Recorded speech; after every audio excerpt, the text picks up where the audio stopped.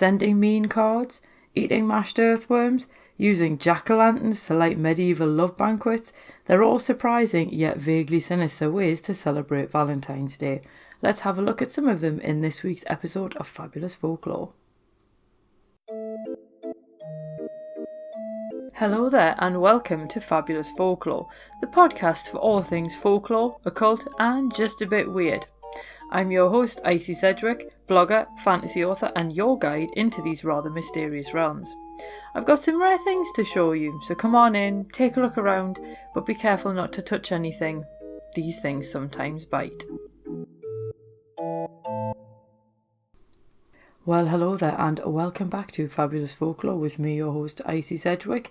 This is Freaky February and we are looking at basically all things a bit strange, weird and bizarre this month.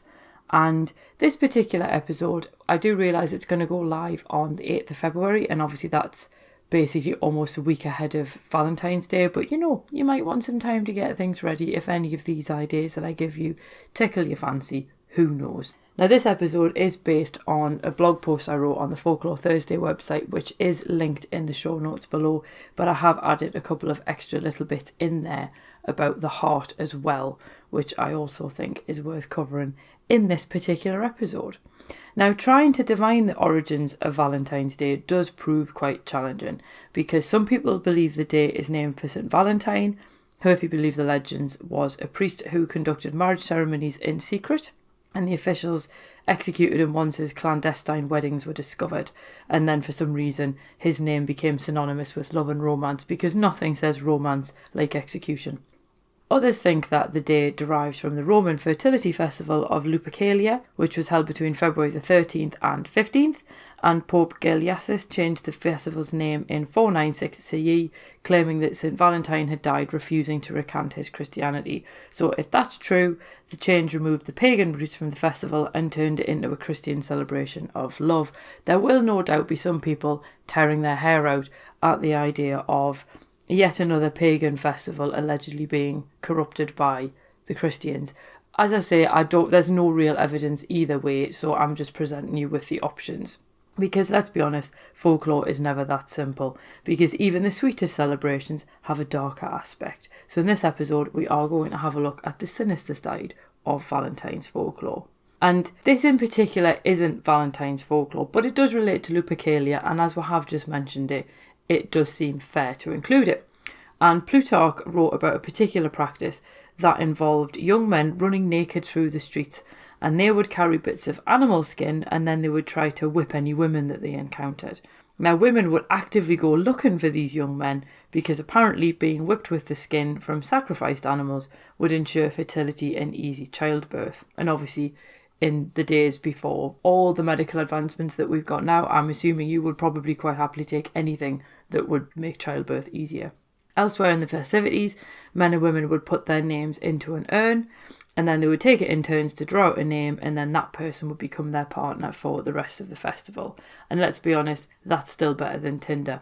But it does show the Roman emphasis on sexuality over what then became courtly love in the Middle Ages. So the Romans clearly just wanted to pair people up.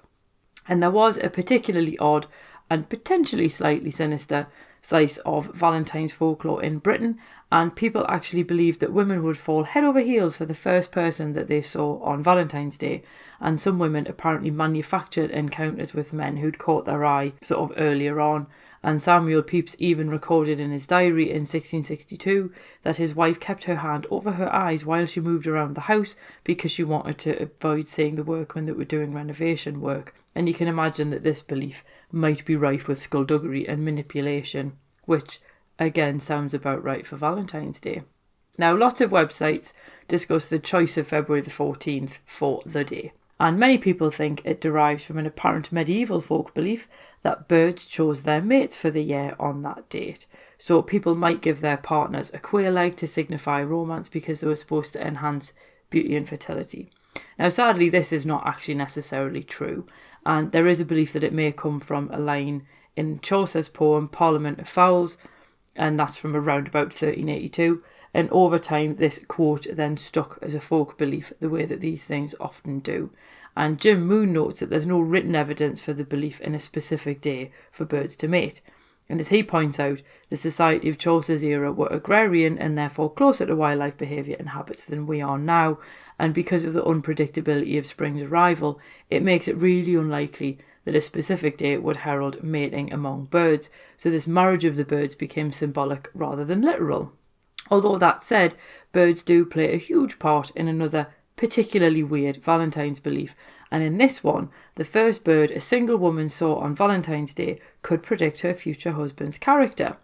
Now, this form of divination is known as ornithomancy, obviously ornithology being the study of birds, and ideally you'd want to see a canary, which would mean that you'd marry a doctor, or a goldfinch, which would mean that you'd marry a rich man, and doves meant that you'd have a happy marriage.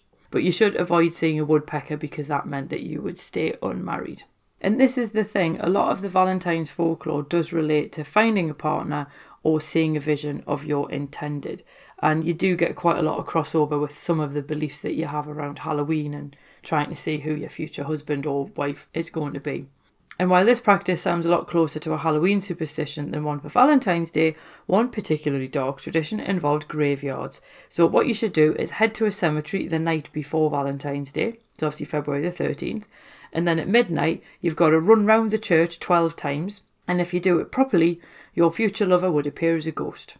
And other people believe that you'd see omens that, if interpreted correctly, would reveal your intended. I've no idea if that worked, but there we go. That's something that you can always try. This is why I wanted to give you this stuff in advance, people. Lisa Graves and Trisha Cohen note that women also turn to food to help with Valentine's issues, and they might throw marigolds into the path of their love, they might pin bay leaves to a pillow, or place a slice of wedding cake beneath, and either of these would help encourage prophetic dreams. And this is the slightly icky bit. Well, I say slightly, this is the incredibly icky bit. They would also mash up leeks and earthworms and then eat the mixture, which would help strengthen a failing relationship. I can't possibly say whether that is a good idea or not, but if you decide to do that, you do it at your own discretion. I'd probably rather that you didn't. But according to Hazel Andrews and Teresa Leopold, people held banquets to celebrate love at the time, and I can only hope that they weren't eating earthworm mash. But guests wore infinity signs and other love symbols on their clothes, and they were supposed to talk about love over dishes that were known to stimulate affection. And it all sounds really quite lovely, and you might think, hang on a minute, Icy, you said you were going to do sinister Valentine folklore. But what you have to bear in mind is these banquets were lit by what Tom Hodgkinson describes as love lanterns, that were often large hollowed out turnips similar to jack-o'-lanterns, so it's quite spooky stuff all round. You may have gathered by my tone in this post that Valentine's Day is not my favourite time of the year, and quite frankly, a lot of people do agree, and not all Valentines were sweetness and light, and the anti-Valentine appeared in the 1840s, often called a vinegar Valentine, and they were supposed to be used by people to give unwanted suitors the heave-ho. And there are a couple of examples on the blog post for this, and there's one particular Valentine card dated to the 1870s from the Brighton Royal Pavilion and Museums, and it says, "'Tis said you share your love with many, but I believe you have not any, at least enough to give away, you keep it for yourself," they say. So it's not exactly a typical roses are red kind of rhyme. And some early trolls obviously used them in a much more bullying fashion, just simply sending them to people that they just didn't like. So comic Valentines actually accounted for half of all American Valentine card sales during the mid-19th century, and they fit into a fairly wider pattern of sending anonymous cards to people to say what you thought about them, really, and this runs from salespeople to employers. We have Glassdoor now, so we don't need to do this. But while some people might debate whether they should be considered folklore, the sending of these vinegar Valentines does derive from culturally acceptable traditions like sending cards, and the practice actually fell out of favour in the 19th century. But then again, it's the kind of thing that you can imagine there being a 21st century revival of. Now, I did also say that we would be having a look at the heart as well, and you've got the whole idea around the broken heart when relationships end, and I've always been fascinated by the Wham song Last Christmas and the idea that he's giving his heart to someone and the next day they give it away, which begs the question, are they giving his heart to somebody else or are they giving their own heart to somebody else? Because if it's his, it kind of turns into a really weird version of Pass the Parcel. But anyway, why the heart in general? Like, why is the heart so associated with love and romance and Valentine's Day and so on. And I think that part of the original belief in it probably dates back to things like the Egyptians, where the heart was the only thing that remained inside the body after mummification, because you would need your heart when you then wanted to pass on into the afterlife, and it would then be weighed against the feather of truth, which would determine whether you got to go on into the afterlife or your soul was swallowed by the destroyer and you were consigned to oblivion. So if you need to have your heart so that it can then be weighed on these scales, obviously you would need to have it with you, so it wasn't put in canopic jars like your liver or your intestines or anything like that. And that was basically the really important part of the human body. I mean, considering the way that they removed the brain, we, I think, today would probably cite the brain as being where you are, where you exist, if that makes sense, because that's kind of where the mind is. But obviously for other civilizations, it's the heart. And there are obviously parts of biology and so on that would support a reading like that.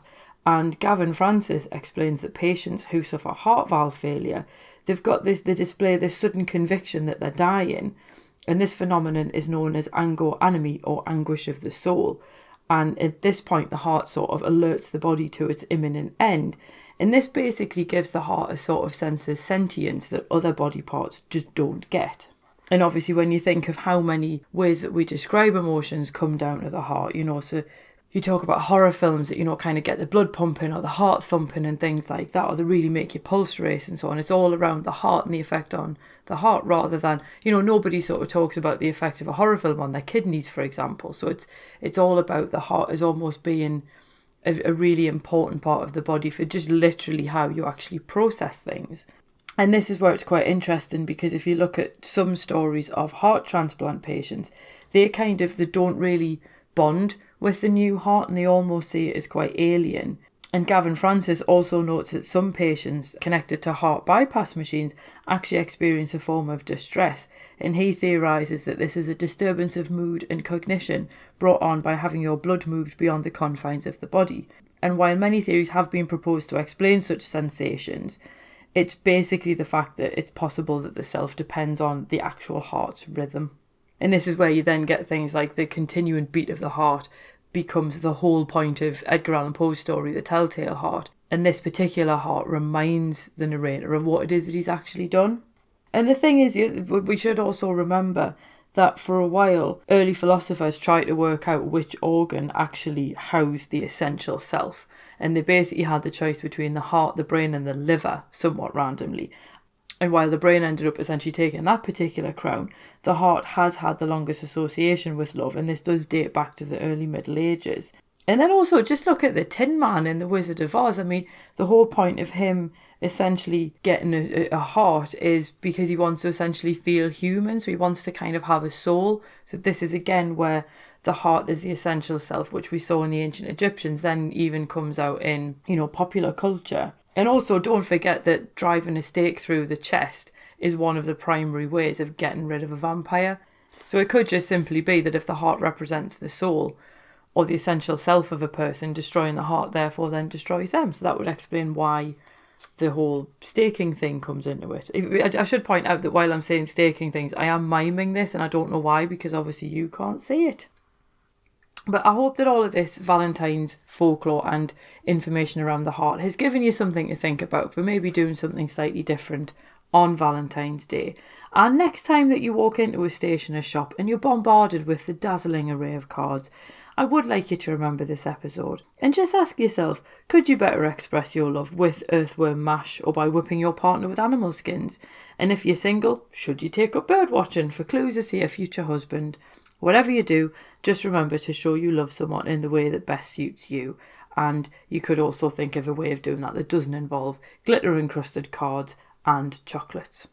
Incidentally, if you do want to send somebody roses, I do have an entire episode about the folklore of roses, which you can find in the archive, and I'll put the link to it below anyway, so you can find that again if you want. I hope you've enjoyed this episode on basically the Valentine's Day folklore and considerations around the heart, and that I hope that whatever you do, if you're single, have a nice day, treat yourself, go and do something nice, go and do something that you enjoy, and if you're with someone, try and think of something nice to do. It's being a bit original as well. And next week we will be back with cemetery superstitions, which I think is a little bit more my speed. So I bid you all a good week. I bid you all a happy Valentine's Day. So there you go. You've all had at least one Valentine from me.